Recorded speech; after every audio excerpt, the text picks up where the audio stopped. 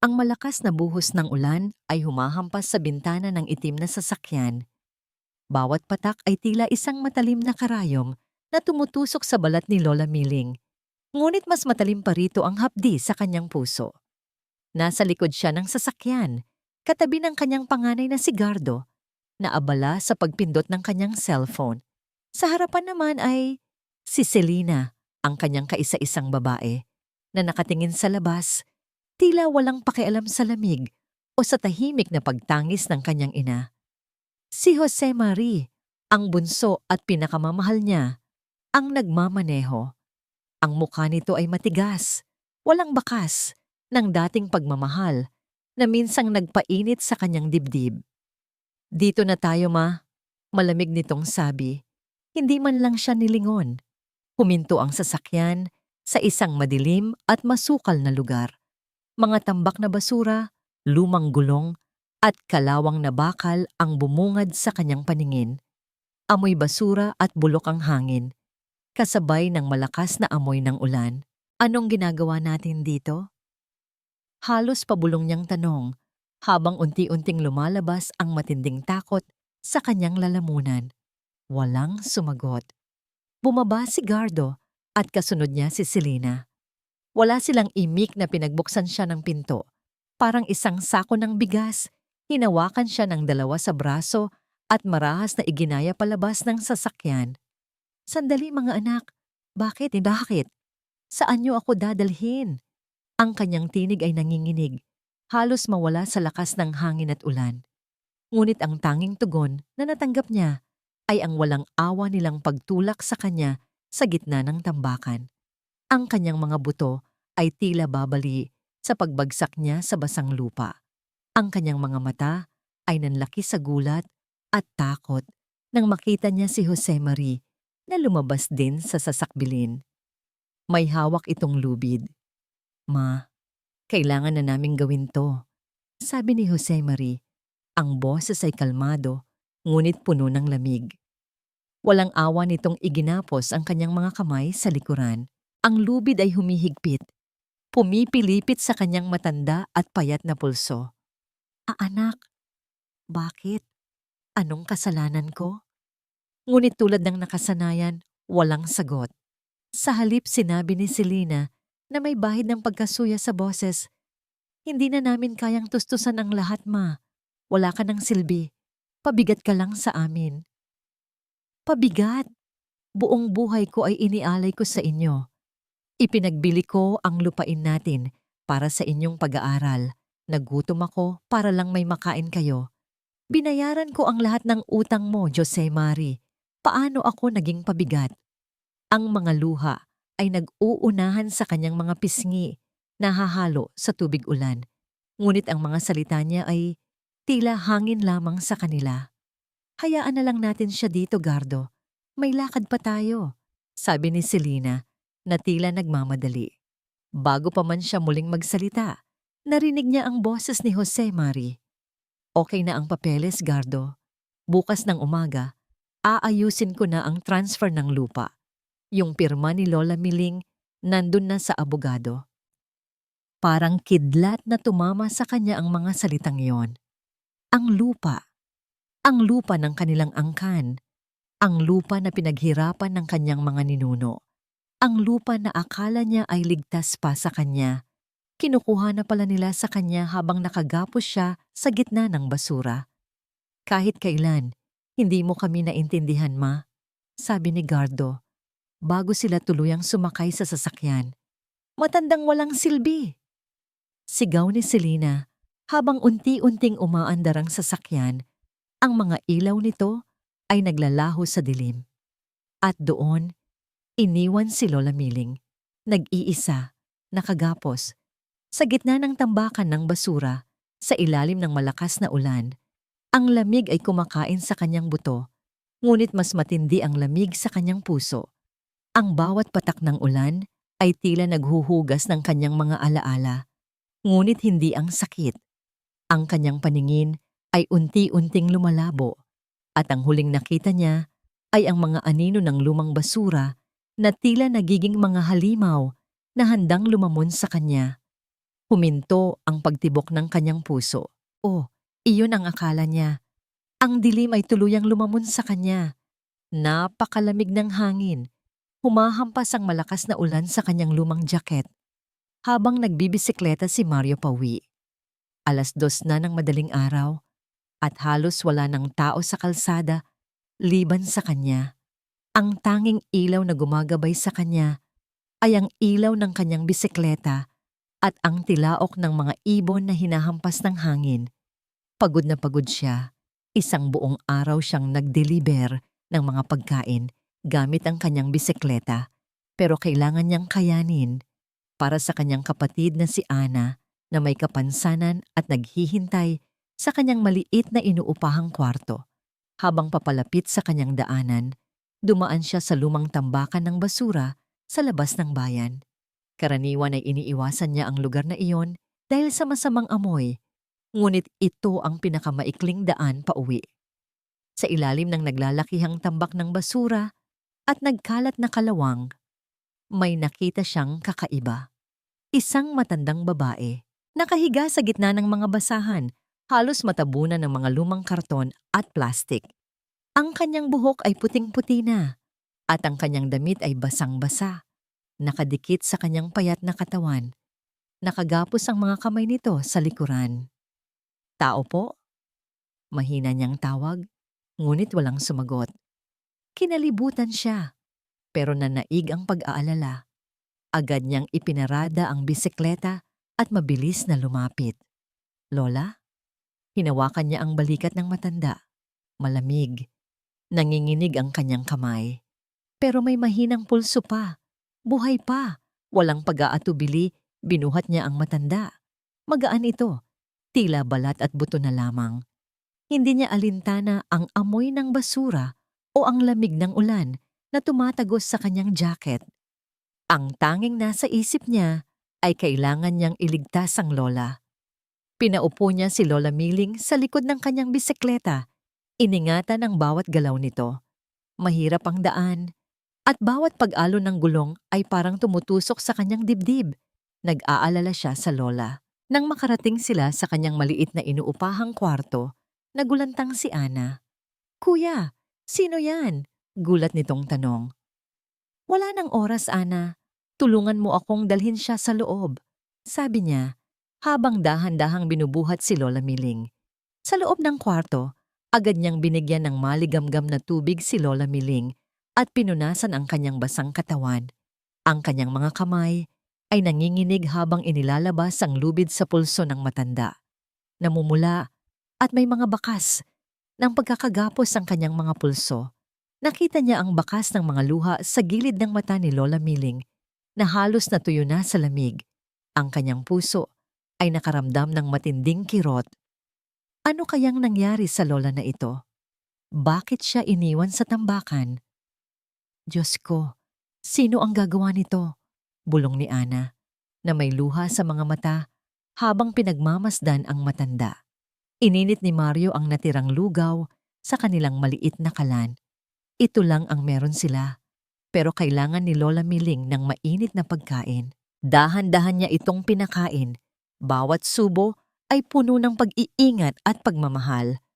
Habang kumakain, unti-unting bumalik ang kulay sa pisngi ni Lola Miling. Ang kanyang mga mata ay nananatiling nakapikit, ngunit may mahinang hikbi na lumalabas sa kanyang bibig. "Huwag kayong mag-alala, Lola. Ligtas na po kayo dito," bulong niya. Nang matapos kumain, ipinahiga niya si Lola Miling sa kanilang higaan at siya at si Ana ay natulog sa sahig. Tinitigan niya ang natutulog na matanda. Ang kanyang mukha ay puno ng lungkot at pagod. Ngunit sa ilalim ng lahat ng iyon, may nakita si Mario na isang bagay na pamilyar. Isang bakas ng kabaitan, isang aura ng pagiging ina. Nagising siya sa kalagitnaan ng gabi. Nakita niya si Lola Miling na nakadilat na ang mga mata, nakatingin sa kanya. Ang mga mata nito ay puno ng luha. "Anak!" Mahina nitong tawag. Ngunit bago pa man makasagot si Mario, may isang butil ng luha ang pumatak mula sa mata ng matanda. Dahan-dahang gumulong sa kanyang pisngi, puno ng kalungkutan at pasasalamat. Unti-unting nagbalik ang kanyang diwa. Ang sakit sa kanyang pulso ay matalas, ngunit mas matalas ang kirot sa kanyang puso. Nakatitig siya sa kisame ng isang silid na hindi niya pamilyar. Simple, malinis, at mayroong amoy ng mainit na lugaw. Hindi ito ang bahay ng kanyang mga anak. Hindi ito ang amoy ng pera at kapangyarihan. Ito ay amoy ng pag-asa. Naramdaman niya ang isang kamay na humaplos sa kanyang noo. Gising na po kayo, Lola? Unti-unti niyang idinilat ang kanyang mga mata. Nakita niya ang isang binatang nakangiti. Mayroong pag-aalala sa kanyang mga mata. Ito ang binata na nagligtas sa kanya. Si Mario. Sino ka? Halos pabulong niyang tanong. Ang kanyang boses ay garalgal. Ako po si Mario, Lola. At ito po ang kapatid kong si Ana. Sagot nito. Habang itinuturo ang isang dalagitang nakaupo sa tabi ng kama, nakangiti rin. Sinubukan niyang umupo, ngunit parang sinasaksak ang kanyang katawan sa bawat galaw. Ang mga anak ko. Nasaan ang mga anak ko? Isang malalim na buntong hininga ang pinakawalan ni Mario. Lola, huwag na po muna kayong magsalita. Magpahinga po muna kayo. Ngunit hindi niya magawa. Ang alaala ng gabing iyon ay parang pelikulang paulit-ulit na naglalaro sa kanyang isip.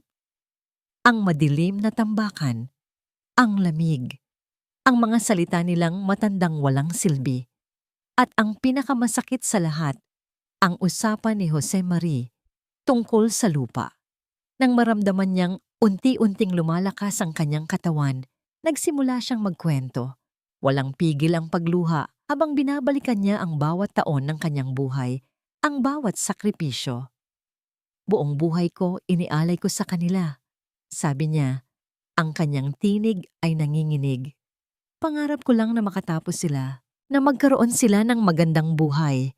Kaya ipinagbili ko ang lupang mana namin, ang lupang pinaghirapan ng aming angkan.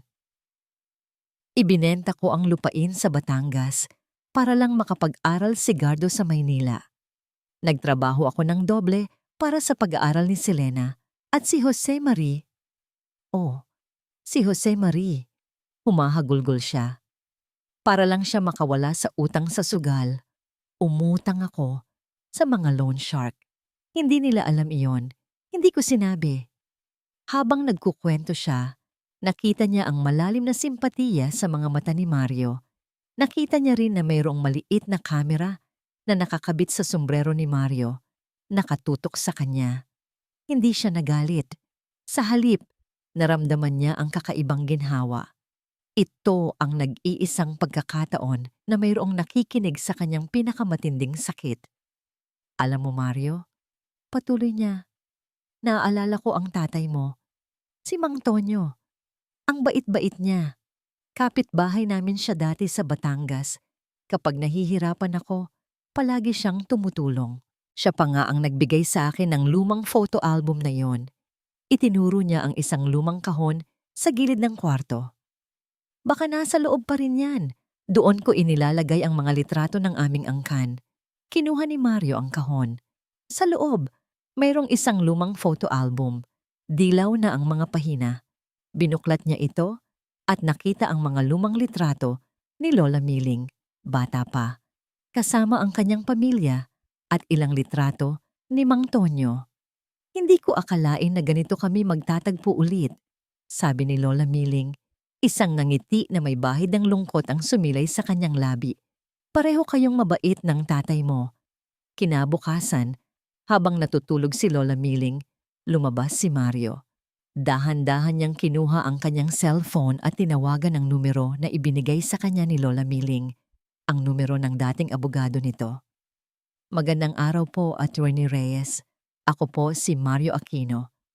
May kailangan po akong sabihin tungkol kay Lola Miling. Ang kanyang boses ay mahina, ngunit matatag. Kailangan niyo po siyang tulungan. Inabuso po siya ng kanyang mga anak. Sa kanyang maliit na kwarto, muling idinikit ni Mario ang kamera sa kanyang sombrero. Kailangan niya itong gawin. Para kay Lola Miling. Para sa katarungan. Sa higaan, Idinilat ni Lola Miling ang kanyang mga mata. Ang kanyang mga luha ay natuyo na. Ang kanyang puso ay hindi na puro sakit. Mayroong isang maliit na apoy na nagsisimula nang sumiklab sa kanyang dibdib. Isang apoy ng paglaban. Hinawakan niya ang kamay ni Mario nang bumalik ito sa kwarto. Hindi ko hahayaang mawala ang lahat. Nang walang kalaban-laban, Mario. Tulungan mo akong lumaban. Ang kanyang mga mata ay naniningning sa bagong desisyon. Nagising si Mario sa tunog ng malalakas na busina sa labas ng kanilang inuupahang kwarto. Nakita niya sa orasan na 10:00 na ng umaga. Napalingon siya kay Lola Miling na payapa pang natutulog. Biglang may kumatok ng napakalakas sa kanilang pintuan. Halos masira ito. Mario Aquino, lumabas kayo dyan. Alam naming nandyan ang matanda. Isang boses ng babae ang sumigaw, puno ng pagkairita. Napatingin si Mario kay Ana na nagtatago sa likod ng kurtina. Huwag kang matakot, Ana. Huwag kang lumabas. Dahan-dahan niyang binuksan ang pinto. Bumungad sa kanya ang dalawang mukha na nakita niya sa mga litrato ni Lola Miling, si Gardo at si Lena. Nakasuot sila ng mamahaling damit at ang kanilang mga mukha ay puno ng paghamak. Sa likod nila ay nakaparada ang isang itim na kotse na tila dayuhan sa makipot na kalye. Ikaw ba si Mario Aquino? Tanong ni Gardo. Ang tinig ay puno ng awtoridad. Nasaan ang nanay namin? Nakahinga pa po si Lola Miling. Kalmado niyang sagot. At wala po siya rito para gambalain niyo. Ngunit nagtuloy-tuloy si Selena sa loob ng bahay. Tila walang pakialam. Nakita niya si Lola Miling na nagising na at nakaupo sa higaan. Nanlalaki ang mga mata sa takot. Ma, anong ginagawa mo rito sa basurang lugar na ito? Halika na. Kailangan mong pirmahan ang mga papeles na ito, sabi ni Selena habang may inilabas na mga dokumento mula sa kanyang mamahaling bag. Mga anak, bakit kayo nandito? Garalgal ang boses ni Lola Miling. Bakit? Para pirmahan mo ang mga ito. Ang tagal na naming inaayos ang mga properties mo. Hindi mo ba naiintindihan? Kailangan na naming gawin ang transfer.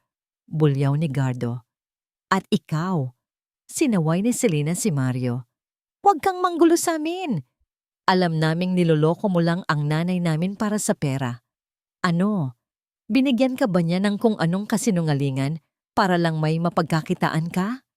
Biglang naglakad si Mario papalapit kay Lola Miling. Tahimik niyang inilabas ang kanyang cellphone at pinindot ang record. Hindi niya inalis ang kamera sa kanyang sombrero. Hindi ko po niloloko si Lola Miling. Tinutulungan ko lang po siya, sabi ni Mario. Matatag ang boses. Sino ka para diktahan kami sa buhay ng nanay namin? Mukha ka lang namang pulubi, sigaw ni Gardo. Hinawakan ni Lola Miling ang kamay ni Mario, nanginginig. Mario, wag mo na lang silang pansinin. Ngunit kinuha ni Gardo ang mga dokumento at itinutok kay Lola Miling. Pirmahan mo na to, ma. Sa ayaw at sa gusto mo, gagawin mo to. Para sa ikabubuti mo rin. Pinilit ni Mario na kunin ang mga papeles. Tinitigan niya ang deed of sale. Ang pangalan ni Lola Miling ay naroon. Kasama ang kanyang pirma. Ngunit may napansin siya. Ang pirma. May bahagyang pagkakaiba sa letrang M na nakita niya sa isang lumang sulat kamay ni Lola Miling sa photo album. Ito po ba talaga ang pirma niyo, Lola? Tanong ni Mario kay Lola Miling na tila nawawalan na ng pag-asa. Hindi ko alam. Hindi ko na matandaan. Bulong ni Lola Miling. Abat! Sasabihin mong peke yan, pobreng mandurugas. Galit na galit si Selena. Huwag kang makialam sa usapan ng pamilya namin. Tama na yan. Biglang sumigaw si Aling Nena, ang kapitbahay ni Mario, na nakatingin sa labas. Kasunod niya ang ilang kapitbahay na nakuha ang kanilang atensyon dahil sa ingay. Abat, may padrama pa pala kayo rito? Sabi ng isang lalaki. Mga ginagawa ninyo sa matanda, nakita ko na kayo sa TV, napakawalang puso. Sigaw ng isa pang kapitbahay. Nag-umpisa ng magbulungan ang mga kapitbahay. Naglakad si Mario sa gitna ng silid. Itinaas ang kanyang boses. Ang alam lang po namin, Lola Miling ay iniwan sa basura at ngayon gusto ninyo siyang piliting pumirma sa mga papeles na mukhang peke ang pirma. Wala kang karapatang sabihin, yan, sino ka ba talaga? Bulong ni Jose Mari na biglang lumitaw sa likod ni Gardo. Ang kanyang mukha ay puno ng matinding galit. Siya pala ang nagmamaneho ng kotse. Nagulat si Mario sa biglaang paglitaw ni Jose Mari. Ngunit hindi siya natinag. Umalis na kayo dito? Sigaw ng mga kapitbahay. Huwag niyong saktan si Lola Miling. Hindi siya nag-iisa. Napansin ni Gardo ang dumaraming tao sa labas. Ang mga mukha nila ay puno ng galit. Tumingin siya kay Selena at Jose Mari. Umalis na tayo. Balik na lang tayo mamaya. Hindi na makatarungan to. Hindi pa tayo tapos. Sigaw ni Selena habang sila ay paalis na. Malamig na tumingin si Jose Mari kay Mario. Tandaan mo ito, Mario Aquino. Babalik kami at pagsisisihan mo ang pakikialam mo. Sumakay sila sa kanilang sasakyan at mabilis na umalis. Ngunit bago pa man mawala ang sasakyan, nakita ni Mario ang mga matatalim na tingin nila sa kanya. Puno ng pagbabanta at pagkamuhi. Huminga ng malalim si Mario. Lumingon siya kay Lola Miling na nakatitig sa kanya. Ang mga mata ay puno ng takot at pasasalamat. Alam niya, ito pa lang ang simula. Ang tunay na laban ay nagsisimula pa lang. Nanginginig pa rin ang kanyang mga kamay habang nakaupo siya sa gilid ng higaan.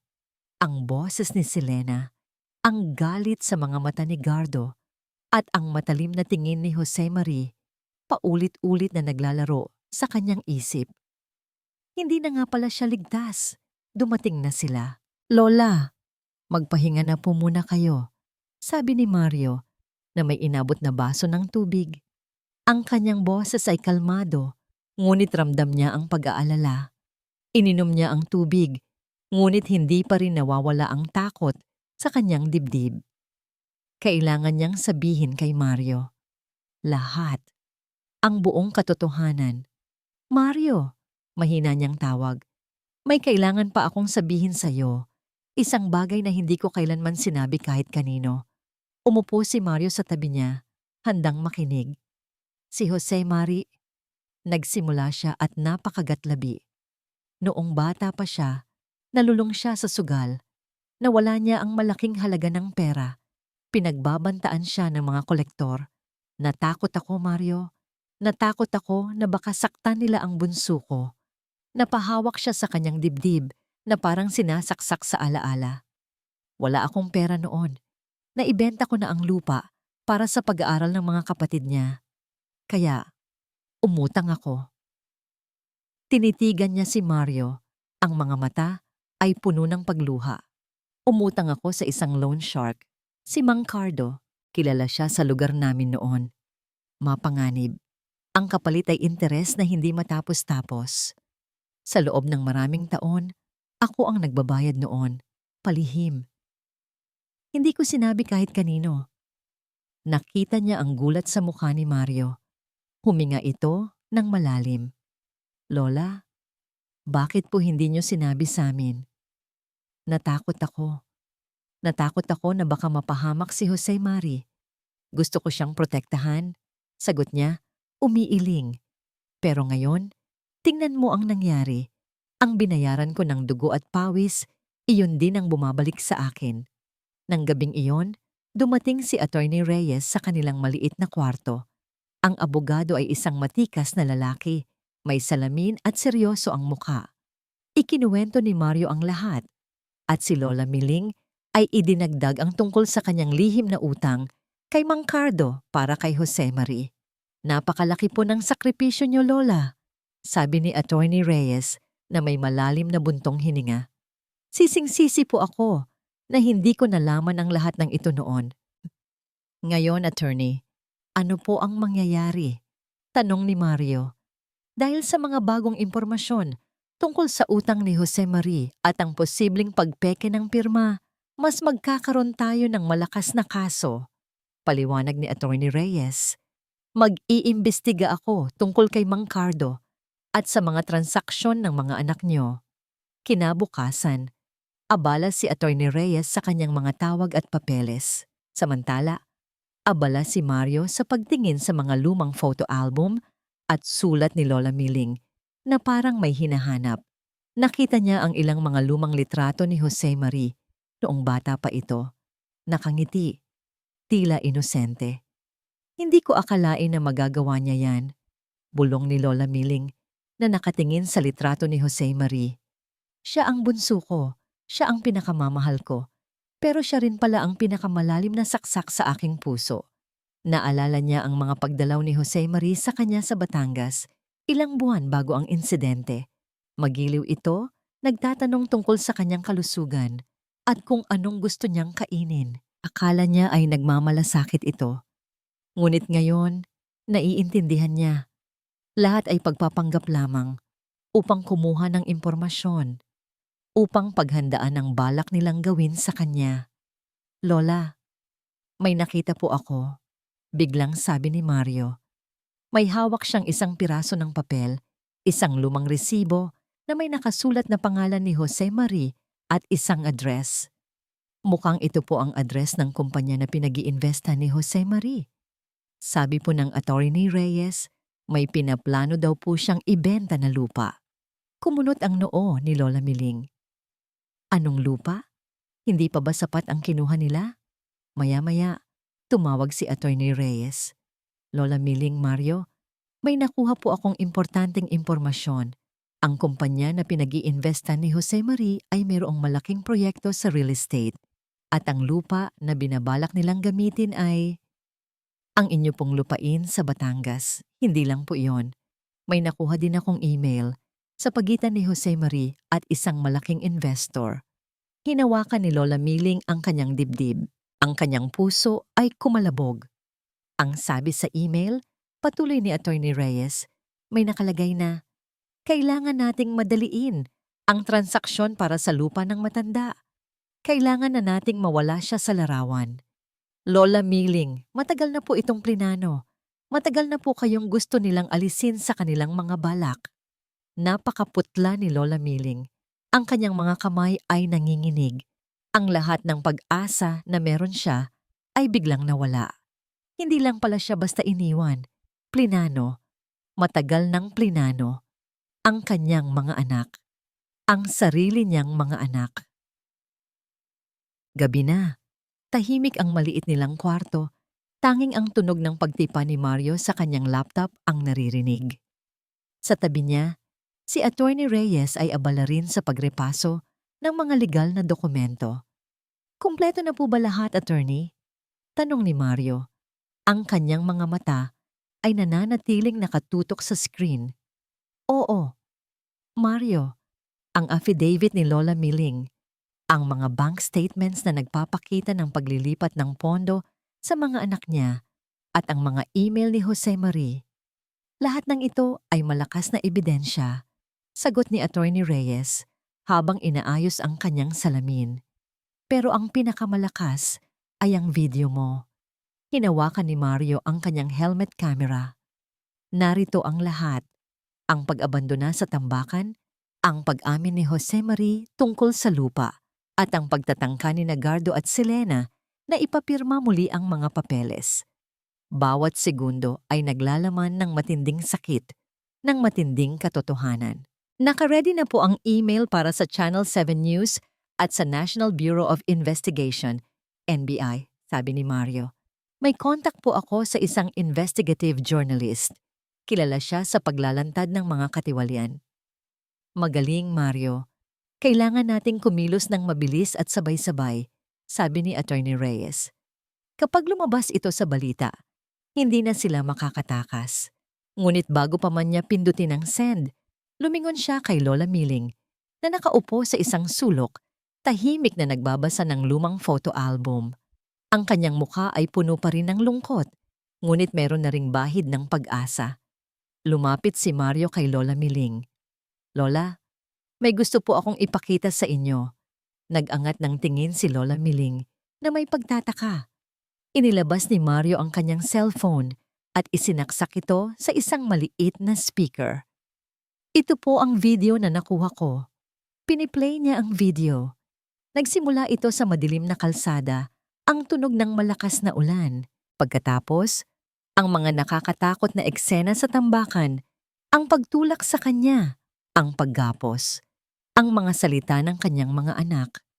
Nakita ni Lola Miling ang kanyang sarili sa screen, basang-basa, nanginginig, umiiyak. Narinig niya ang kanyang sariling pagmamakaawa, ang kanyang tinig na halos mawala sa lakas ng hangin. Matandang walang silbi. Paulit-ulit na umalingaw-ngaw ang mga salita ni Selena. Pagkatapos, ang boses ni Jose Marie. Okay na ang papeles, Gardo. Bukas ng umaga, aayusin ko na ang transfer ng lupa. Yung pirma ni Lola Miling, nandun na sa abogado. Unti-unting nanlaki ang mga mata ni Lola Miling. Ang kanyang mga kamay ay humawak sa kanyang bibig upang pigilan ang hikbi na gustong kumawala. Hindi niya inakala na ganoon kasakit makita ang kanyang sarili. Hindi niya inakala na ganoon kasakit marinig ang lahat mula sa ibang pananaw. Ang kanyang sakit ay hindi lamang naramdaman, nakita rin niya. Ang katotohanan ay mas malupit kaysa sa kanyang naaalala. Piniplay pa ni Mario ang sumunod na video.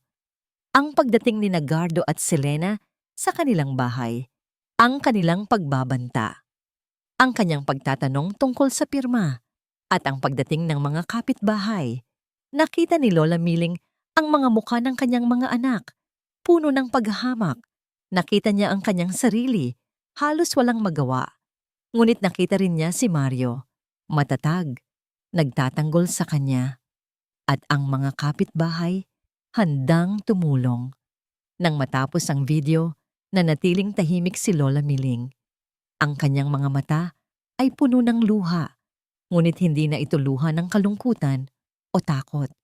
Ito ay luha ng galit, ng pagkamuhi, at ng matinding determinasyon. Hindi ko hahayaang makapagtago sila, Mario, sabi niya. Ang kanyang tinig ay matatag, puno ng puot. Hindi sila makakatakas sa ginawa nila. Ngayon, handa na siya. Handa na siyang harapin ang lahat. Handa na siyang ipaglaban ang kanyang dangal. Bumalik si Mario sa laptop.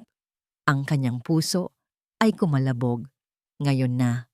Click. Nang gabing iyon, nagsimulang umugong ang social media. Mga balita tungkol sa isang matandang inabuso. Isang video na nagpakita ng kalupitan ng mga anak. Mga post na mabilis na kumalat. Habang nagbabasa si Mario ng mga comments sa kanyang cellphone, biglang tumunog ang telepono ni Atty. Reyes. Sinagot niya ito agad at ang kanyang mukha ay biglang nagbago. Ano po, attorney? Tanong ni Mario. Mario? Lola Miling? Sabi ni Atty. Reyes, ang kanyang boses ay tila nabigla. Viral na ang video. Nag-uumpisa ng magalit ang publiko. At may tawag ako mula sa NBI. Gusto nila kayong makausap. Agad-agad. Nagkatinginan si Mario at Lola Miling.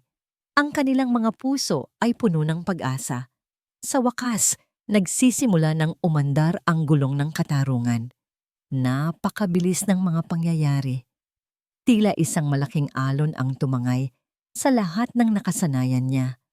Kinabukasan matapos ipadala ni Mario ang video, umalingaw-ngaw ang bawat sulok ng bansa sa kanyang kwento. Bawat channel sa telebisyon, bawat pahayagan, bawat social media feed ay pinag-uusapan ang Lola Miling. Kawawang ina, inabandona ng sariling mga anak sa tambakan ng basura. Sigaw ng isang headline sa TV. Walang puso, mga anak na nagpakita ng matinding kasakiman. Basa ni Ana na nakatingin sa kanilang maliit na telebisyon. Ang mga comments sa social media ay umaapaw sa galit. Dapat makulong ang mga yan. Hindi sila karapat-dapat na tawaging anak. Kung sa akin nangyari yan, papatayin ko sila. Nakikinig si Lola Miling sa mga balita. Ang kanyang puso ay kumalabog. Hindi ito ang hiniling niya, pero ito ang katarungan. Ito ang bunga ng kanilang kalupitan. Hindi nagtagal, lumabas din ang mga balita tungkol sa kanyang mga anak. Ipinakita sa TV ang kanilang mga litrato. Si Gardo na may nakasimangot na mukha, si Selena na nakataas ang kilay, at si Jose Marie na may ngiting nakatago ang ibig sabihin. Ang kanilang mga kompanya ay binoykot. Ang kanilang mga negosyo ay nagsimulang gumuho. Ang dating magara nilang pangalan ay nabahiran ng matinding dungis. Sana ay matauhan sila. Bulong ni Lola Miling. Ang kanyang mga mata ay nananatiling nakatutok sa screen. Pero tila hindi pa rin sila natatatauhan. Lumabas sa isang talk show si Jose Marie kasama ang kanyang abogado. Pilit niyang dinidepensahan ang sarili at ang kanyang mga kapatid. Hindi po totoo ang lahat ng iyan. Ginagamit lang po kami ng matandang iyan at ng lalaking yan para sa pera. Galit na, sabi ni Jose Marie sa interviewer. Sinuway po niya ang aming payo na lumipat sa isang nursing home at ang lalaking iyan, si Mario Aquino, ay isang oportunista. Sigurado akong kinukuhanan niya lang ng pera ang nanay ko. Napakunot ang noo ni Lola Miling. Ang kanyang dugo ay umakyat sa kanyang ulo. Anak ng tokwa, bulong ni Mario na nakatingin din sa TV. Hindi pa rin sila nagbabago, ngunit hindi nagtagal ang kanilang pagpapanggap. Isang araw, habang nanonood sila ng balita, lumabas sa screen ang isang mukha na pamilyar kay Mario. Si Mang Bert, isang dating employee sa kumpanya ni Gardo. Matagal na po akong gustong magsalita, pero natatakot po ako, sabi ni Mang Bert sa reporter. Pero nakita ko po ang video ni Lola Miling. Hindi ko po kayang palampasin ito. Ibinunyag ni Mang Bert ang lahat. Ang mga illegal na transaksyon ni Gardo, ang paglustay ni Selena sa pondo ng kumpanya, at ang mga money laundering schemes ni Jose Marie. Ang mga ebidensya ay sunod-sunod na lumabas, mga dokumento, bank statements, at mga screenshots ng mga email. Si Jose Marie po, matagal na po niyang pinaplano ang pagkuha sa lupa ni Lola Miling. Mayroon po siyang malaking deal sa isang foreign investor, patuloy ni Mang Bert. Gusto niya po na makuha ang lupa bago pa man may makahadlang. Naiwan si Lola Miling na tulala. Hindi lang pala siya inabandona, niloko pa pala siya ng buong buo. Kinabukasan, tumawag si Attorney Reyes. Lola Miling, Mario, may magandang balita po ako. Dahil sa mga bagong ebidensya at sa paglaganap ng video, malakas na po ang ating kaso. Pinasimulan na po natin ang proseso ng pagtatanggal sa karapatan ng inyong mga anak sa mana. At ang lahat ng inyong ari-arian, maililipat sa pangalan nyo, Lola Miling. Nanginginig ang mga kamay ni Lola Miling.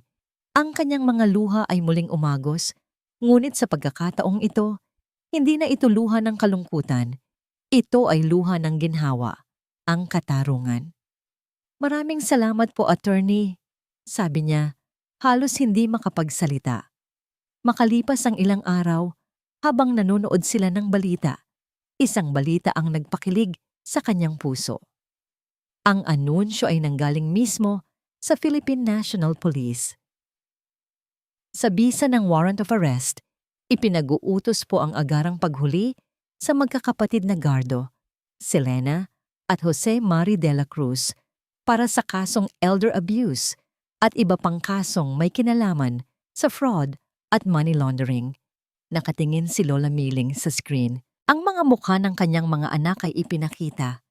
At sa pagkakataong ito, ang kanilang mga mukha ay puno ng takot. Hindi na sila ang mga matatag at mayayabang na personalidad na nakita niya sa mga litrato. Sila ay mga tao na handa ng bumagsak. Hindi niya naramdaman ang kasiyahan. Sa halip, naramdaman niya ang isang matinding lungkot. Sa huli, ang kanyang mga anak ay nawala na sa kanya. Nawala na sila sa kasakiman. Ngunit meron din siyang naramdaman na kapayapaan.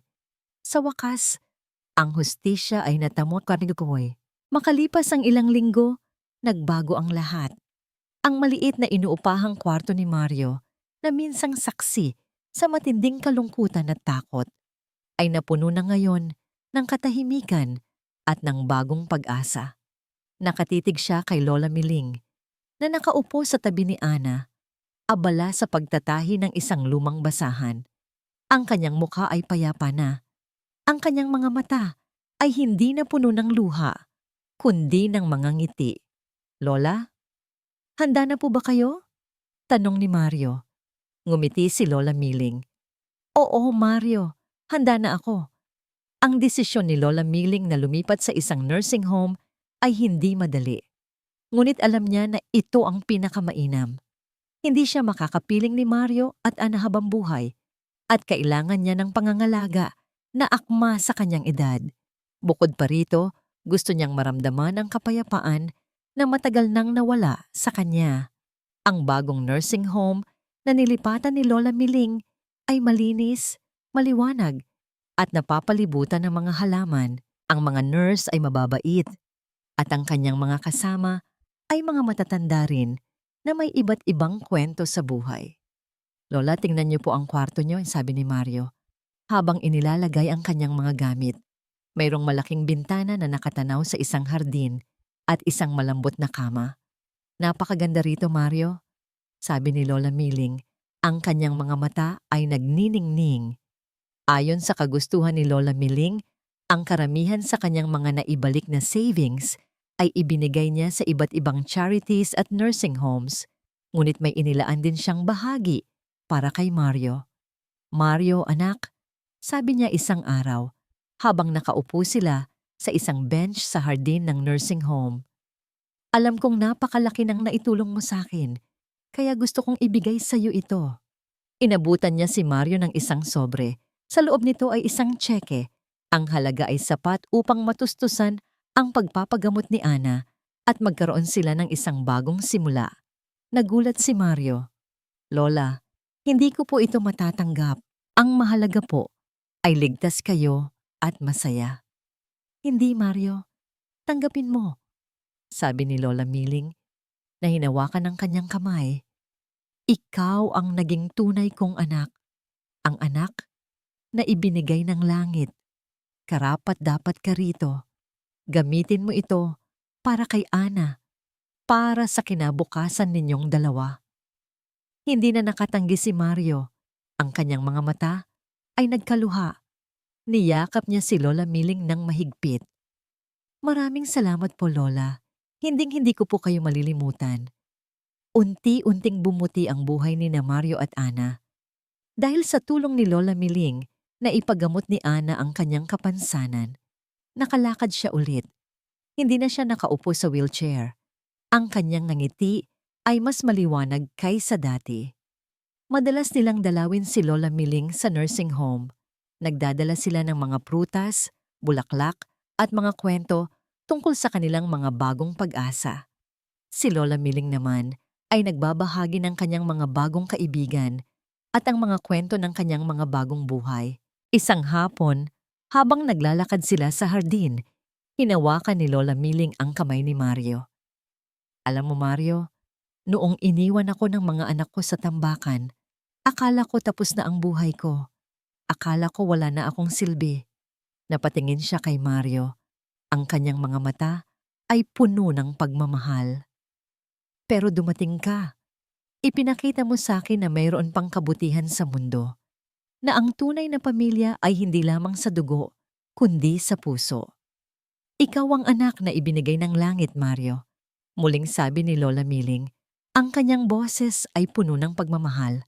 Salamat sa iyo. Nakita ko ulit ang liwanag. Ngumiti si Mario. Ang kanyang puso ay puno ng kagalakan. Alam niya, hindi lamang niya iniligtas si Lola Miling. Si Lola Miling din ang nagligtas sa kanya. Nagbigay ito sa kanya ng bagong kahulugan ng pamilya, ng pag-asa, at ng tunay na pagmamahal. Ngunit sa gitna ng kapayapaan na yon, mayroong isang anino na nananatiling nakatago. Si Jose Marie, hindi pa siya nahuhuli. Isang gabi, habang naghahapunan si Mario at Ana, tumunog ang kanyang cellphone. Isang hindi pamilyar na numero. Sinagot niya ito. Mario Aquino? Sabi ng isang boses sa kabilang linya. May impormasyon ako tungkol kay Jose Marie de la Cruz. Nandito siya sa Maynila. Nagpaplano ng kung ano at siguradong may kinalaman ito kay Lola Miling. Nanlaki ang mga mata ni Mario. Nanumbalik ang kaba sa kanyang dibdib. Hindi pa tapos ang laban. Napakagulo ng kanyang isip. Sa kabila ng lahat ng kapayapaan na nararamdaman niya sa nursing home, ang balita tungkol kay Jose Marie ay muling nagparamdam sa kanya ng kaba. Hindi pa siya nahuhuli, Lola, at mukhang may pinaplano pa siya, sabi ni Mario, na bumisita sa kanya kinabukasan. Ang kanyang muka ay seryoso. Anong plano? Tanong ni Lola Miling. Ang kanyang puso ay kumalabog. Hindi pa sigurado, Lola, pero kailangan nating mag-ingat, sagot ni Mario. Ang impormante ko ay nagsabi na may balak siyang maghiganti. Baka gusto niyang bawiin ang lupa. Hindi pa man natatapos ang kanilang usapan, bumalik ang impormante ni Mario na may mas konkretong detalye. Nakuha ng impormante ang isang audio recording mula sa isang dating kasabwat ni Jose Marie. Sa recording, naririnig ang boses ni Jose Marie na nagpaplano ng pagbalik sa buhay ni Lola Miling at hindi ito para magpakita ng pagmamahal. Layunin niyang gumamit ng legal na butas upang muling questionin ang paglipat ng mga ari-arian at gamitin ang publiko upang baligtarin ang opinyon sa kanyang pabor. Plano rin niyang idawit si Mario sa kasong pagnanakaw. Agad nilang ipinaalam ito kay Attorney Reyes. Mabilis na kumilos ang abogado kasama ang NBI na abala sa paghahanap kay Jose Marie. Makalipas ang ilang araw, dumating ang balita. Nahuli si Jose Marie. Natagpuan siya sa isang condo unit sa Maynila, abala sa pagpaplano ng kanyang pagbabalik. Ang balita ay muling naging headline. Ngunit sa pagkakataong ito, hindi na nagulat si Lola Miling. Naramdaman niya ang isang bahagyang ginhawa, ngunit mayroon ding matinding lungkot. Sa huli, kinailangan pa ring dakpin ang kanyang anak. Dumating ang araw ng paglilitis, isang araw na matagal niyang pinangambahan. Nakatayo si Lola Miling sa harap ng hukom. Ang kanyang mga kamay ay nanginginig. Sa kabilang banda, nakaupo ang kanyang tatlong anak, si Gardo, Selena at Jose Marie. Ang kanilang mga mukha ay puno ng galit, paghamak, at ngayon, mayroon na ring takot. Tiningnan ni Lola Miling ang kanyang mga anak. Ang mga mukha na minsan niyang hinahaplos, ang mga mata na minsan niyang pinupunan ng pagmamahal. Ngayon, ang mga mukha na yon ay mga estranghero na sa kanya. Lola Miling, handa na po ba kayong magbigay ng inyong testimonya? Tanong ng piskal. Huminga siya ng malalim. Opo. Ikinuwento niya ang lahat. Ang kanyang sakripisyo, ang kanyang pagmamahal, ang kanyang pagtitiwala, at ang kalupitan ng kanyang mga anak. Ang pag-abandona sa kanya sa tambakan, ang pagtatangka nilang kuhanin ang kanyang lupa, ang lahat ng kasinungalingan at pagpapanggap. Bawat salita niya ay puno ng sakit, ngunit puno rin ng katotohanan. Nakinig ang hukom, ang mga hurado, at ang mga tao sa korte. Pagkatapos niya, si Mario naman ang tumestigo. Ipinakita niya ang video, ang mga audio recording, ang mga email, ang lahat ng ebidensya na nagpapatunay sa kasakiman at kalupitan ng mga anak ni Lola Miling. Walang pagtatago, walang pagdadahilan. Ang lahat ay nakalatag sa harapan nila. Nagsalita rin ang mga abogado ng kanyang mga anak, pilit na dinidepensahan ang mga ito. Ngunit ang mga ebidensya ay napakalakas at ang katotohanan ay hindi matatakpan. Ang hukom ay naglabas ng desisyon sa kasong elder abuse, fraud at money laundering. Napatunayan ng korte na nagkasala ang mga akusado na sina Gardo de la Cruz, Selena de la Cruz at Jose Marie de la Cruz. Ipinapataw ng korte ang parusang pagkakakulong. Hindi na pinakinggan ni Lola Miling ang iba pang detalye. Ang kanyang mga mata ay nakatitig sa kanyang mga anak. Nakita niya ang kanilang pagbagsak. Ang kanilang mga mukha ay puno ng matinding kalungkutan at pagkabigo. Nang matapos ang paglilitis, dahan-dahang lumabas si Lola Miling sa courthouse. Ang mga reporter ay sumugod sa kanya, ngunit hindi na siya sumagot. Wala na siyang kailangang patunayan. Ang hustisya ay natamo. Lumingon siya sa kanyang mga anak na inilalabas na sa courthouse, nakaposas. Tumingin sila sa kanya at sa kanilang mga mata, nakita niya ang huling sulyap ng pagsisisi. Ngunit huli na ang lahat. Mayroong isang matinding lungkot na gumapang sa kanyang puso. Hindi ito ang hiniling niya. Hindi ito ang pangarap niya para sa kanyang mga anak. Ngunit ito ang kanilang pinili. Pagkatapos ng lahat, naramdaman niya ang isang bahagyang gaan sa kanyang dibdib. Sa wakas, malaya na siya. Malaya na siya sa bigat ng nakaraan. Nang gabing iyon, habang nakaupo siya sa kanyang kwarto, sa nursing home, may nag-iwan ng isang puting sobre sa kanyang pinto. Walang pangalan. Binuksan niya ito. Sa loob ay isang maliit na papel na may isang linya lang na nakasulat. Ang katotohanan ay kung minsan, mas masakit pa kaysa sa kasinungalingan. Naguluhan si Lola Miling. Sino ang nagpadala nito? Ano ang ibig sabihin nito? Ang kanyang isip ay naglakbay. Nagtatanong kung sino ang nasa likod ng mensahe. Ang araw ay sumisikat na muli. Matapos ang matinding bagyo ng paglilitis at kaguluhan, isang bagong umaga ang sumalubong sa buhay ni Mario at Ana. Ang maliit nilang inuupahang kwarto ay nanatili pa rin, ngunit ang kanilang buhay ay nagbago na. Hindi na sila naghihirap. Ang perang ibinigay ni Lola Miling ay sapat para sa pagpapagamot ni Ana. Regular na siyang nagpapatingin sa doktor at unti-unting lumalakas ang kanyang katawan. Nakakalakad na siya, kahit paunti-unti, at ang kanyang ngumangiti ay mas maliwanag kaysa dati. Kuya, tingnan mo, nakatalon ako. Masiglang sabi ni Ana habang pinapakita ang kanyang pag-unlad. Ngumiti si Mario, ang kanyang puso ay puno ng kagalakan. Ang galing-galing mo, Ana. Konting tiis na lang at makakatakbo ka na ulit. Dahil din sa tulong ni Lola Miling, nagkaroon ng sapat na kapital si Mario upang matupad ang matagal na niyang pangarap. Ang magbukas ng sarili niyang maliit na repair shop. Nirentahan niya ang isang maliit na espasyo sa kanto, malapit sa kanilang lugar. Hindi ito kalakihan, ngunit mayroon na siyang sariling trabaho. Mario's Repair Shop ang nakasulat sa simpleng karatula. Abot kaya ang kanyang singil at masipag siyang magtrabaho. Mabilis na nakilala ang kanyang shop sa komunidad, hindi lamang dahil sa galing niya, kundi dahil din sa kanyang kabaitan. Araw-araw, matapos ang kanyang trabaho, dinadalaw niya si Lola Miling sa nursing home kasama si Ana. Nagdadala sila ng mga sariwang prutas galing sa isang kapitbahay na nagtatanim at mga kwento tungkol sa kanilang mga pag-unlad. Lola, nakalakad na po si Ana hanggang sa Gaye. Masayang balita ni Mario isang hapon. Talaga? Ang galing-galing mo, Apo. Sabi ni Lola Miling na niyakap si Ana ng mahigpit. Si Lola Miling naman ay tila namumukadkad sa nursing home.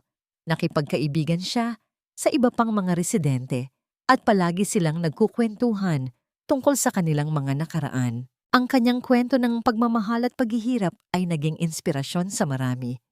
Alam mo, Lola Miling, napakatapang mo. Sabi ng isang residente, ang kwento mo ay nagbibigay lakas sa amin. Hindi ako magiging matapang kung wala si Mario. Sagot ni Lola Miling na hinawakan ng kamay ni Mario. Siya ang nagturo sa akin na lumaban at siya ang nagpakita sa akin na mayroong palang tunay na pagmamahal sa mundo, kahit hindi sa dugo. Habang nakikinig si Mario sa mga salita ni Lola Miling, naramdaman niya ang isang matinding kaligayahan. Ang kanyang buhay ay hindi na puro gulo at paghihirap. Mayroon na siyang pamilya. Isang pamilya na pinili, hindi ipinanganak. Ang mga dating anino ng nakaraan ay tila naglalaho na. Ang kasakiman ng mga anak ni Lola Miling ay nanatili lamang sa kanilang mga alaala. Isang aral na hindi dapat kalimutan. Ang hustisya ay natamo. Ang kapayapaan ay naroon. Isang araw, habang nagbabasa si Mario ng balita sa kanyang shop, may isang delivery rider na dumating. Mario Aquino po? Tanong ng rider. Ako nga, Sagot ni Mario. Inabutan siya ng isang maliit na box. May bago po kayong package. Nagulat si Mario. Wala siyang inaasahang package. Kinuha niya ito at pinirmahan ang resibo. Nang buksan niya ang box, nagulat siya. Sa loob nito ay isang lumang litrato. Kulay sepia na, halos kupas na. Isang litrato ng isang bata pang babae, may ngiti sa labi. Kasama ang isang batang lalaki na nakatayo sa tabi ng isang malaking puno ng mangga. Ang babae, si Lola Miling. At ang lalaki, nanlaki ang mga mata ni Mario. Ang lalaki ay ang kanyang ama, si Mang Tonyo. Sa likod ng litrato, merong nakasulat na isang linya sa lumang sulat kamay. Ang punong mangga na ito ay pag-aari ng ina mo. Ang litrato, hawak niya ang lumang litrato na iniabot sa kanya ni Mario. Ang kanyang mga kamay ay nanginginig. Ang kanyang mga mata ay nanlalabo sa mga luhang nagbabadyang umagos. Ito ang kanyang sarili. Bata pa, nakangiti. Kasama si Mang Tonyo, ang ama ni Mario. Nakatayo sila sa ilalim ng isang malaking puno ng mangga. Ang punong mangga na iyon, hindi siya kailanman makakalimot. Lola, nakita ko po ito sa package na natanggap ko. Si Papa po iyan, di ba? At kayo po yan. Tanong ni Mario, na nakatingin din sa litrato. May pagtataka. Tumango si Lola Miling. Ang kanyang boses ay tila nawala. Oo, Mario. Ako yan. At si Tonyo, ang tatay mo. Dinama niya ang litrato. Bawat detalye ay nagbalik ng matatamis na alaala. Ang punong mangga. Ito ang puso ng kanilang lupain sa Batangas. Ang punong mangga na iyan. Nagsimula si Lola Miling, ang kanyang tinig ay mahina. Iyan ang simbolo ng aming angkan. Iyan ang punong binigyan ng sumpa at basbas ng aming mga ninuno. Nanlaki ang mga mata ni Mario. Noong ikinasal ang aking lola sa aking lolo, itinanim nila ang punong mangga na yan. Ito ay isang handog sa kanila ng isang matandang babailan. Patuloy ni Lola Miling. Ang kanyang mga mata ay nakatingin sa malayo. Tila bumabalik sa nakaraan. Ang sabi ng babailan, ang punong yan ang magiging bantay ng aming pamilya. Magbibigay ng biyaya sa mga may dalisay na puso at magdadala ng sumpa sa mga may kasakiman. Sumpa? Bulong ni Mario. Oo, ang sino mang kukuha ng lupain at magtatangka na ipagbili ito ng may kasakiman at walang pagmamahal sa angkan, ay susumpain. Ang kanilang kayamanan ay maglalaho. Ang kanilang mga pamilya ay magkakawatak-watak. At sila ay mamumuhay ng walang kapayapaan, sabi ni Lola Miling. Ang kanyang boses ay nanginginig. Kaya nga, buong buhay ko, iningatan ko ang lupain na yan. Kahit kailan, hindi ko pinayagan na maibenta ito ng buo. Ang tanging inilabas ko ay para sa inyong pag-aaral. Tiningnan ni Mario ang litrato, pagkatapos ay tumingin kay Lola Miling. Ngayon ay mas naiintindihan niya ang obsesyon ni Jose Marie sa lupain, ang pagnanais nitong maibenta ito sa malaking halaga. Hindi lang ito tungkol sa pera, mayroon itong mas malalim na dahilan.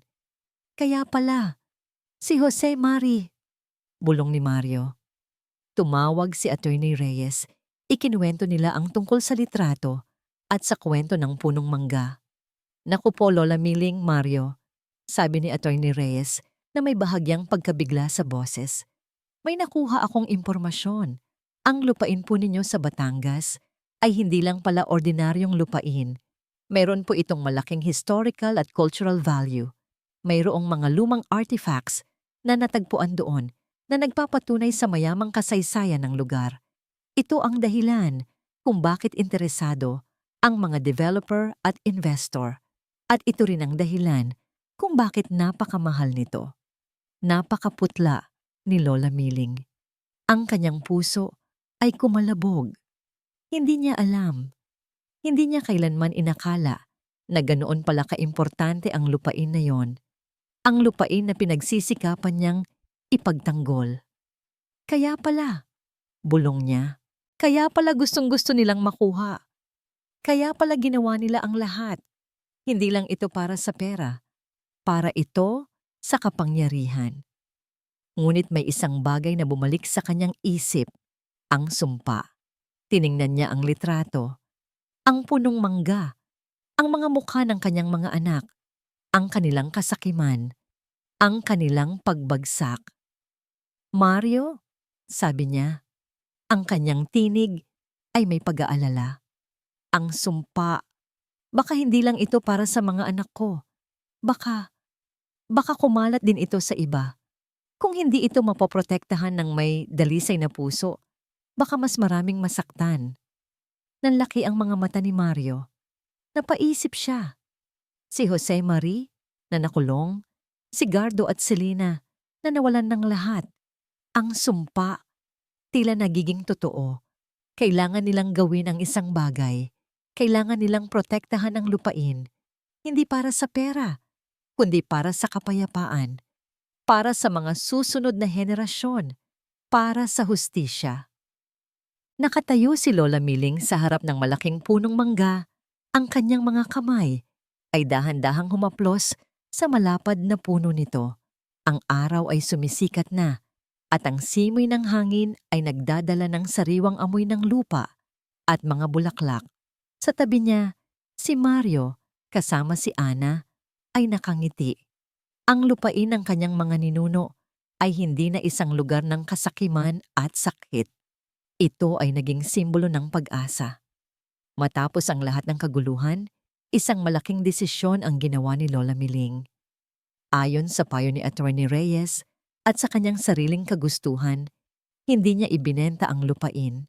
Sa halip, ibinigay niya ito sa komunidad.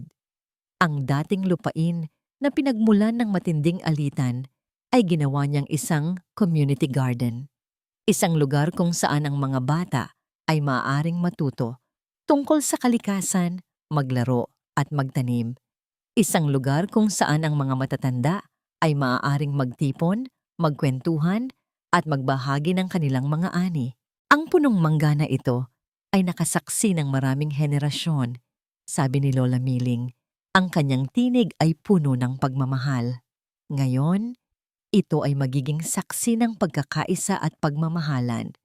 Si Mario ang itinalaga ni Lola Miling bilang tagapamahala ng community garden.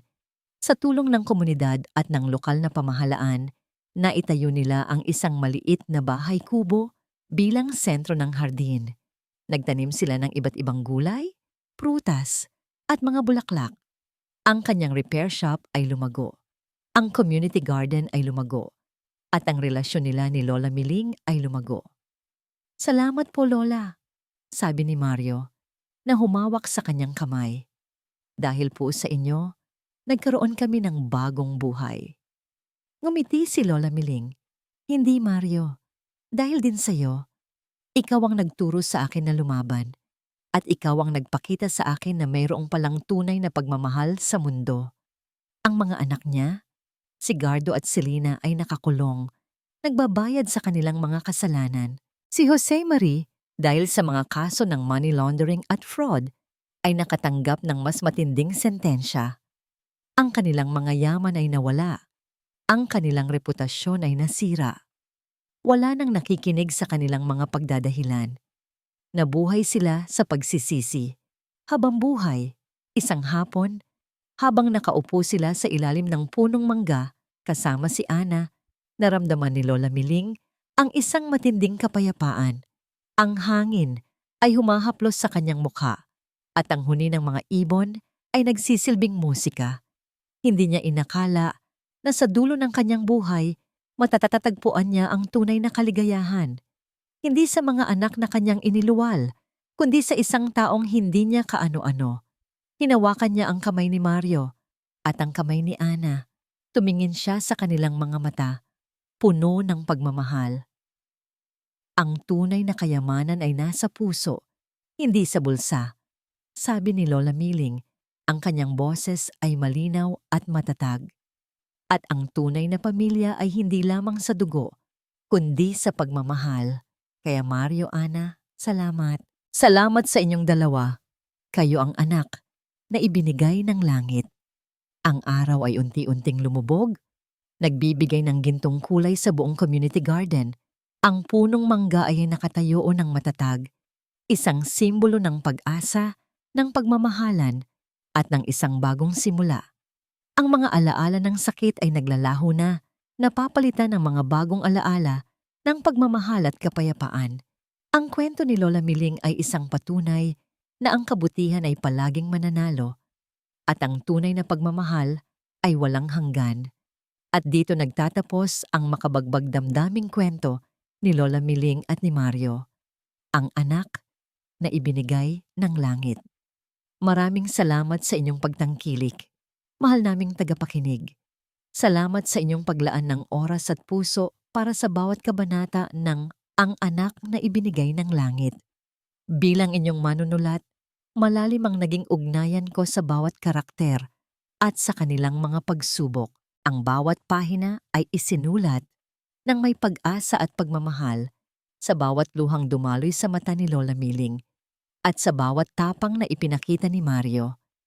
Hindi naging madali ang kanilang pinagdaanan at ganoon din ang paglalakbay na ito sa mundo ng kanilang mga damdamin.